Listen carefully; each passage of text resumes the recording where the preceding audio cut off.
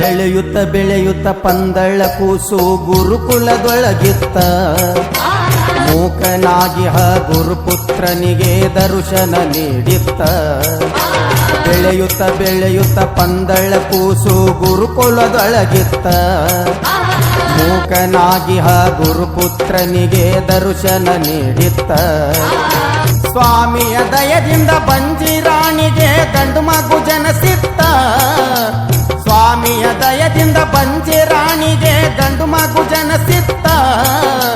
ಜನಸಿದ ಮ್ಯಾಲ ಪಂದಳ ರಾಣಿಗೆ ದುರ್ಬುದ್ಧಿ ಹುಟ್ಟಿತ್ತ ರಾಜದಾಸಕ್ಕಾಗಿ ಮಣಿಕಂಠನನ್ನು ಕಳಿಸಬೇಕು ಬಿಟ್ಟ ಮನದಲ್ಲಿ ವಂಚಿಕೆ ಹಾಕಿತ್ತ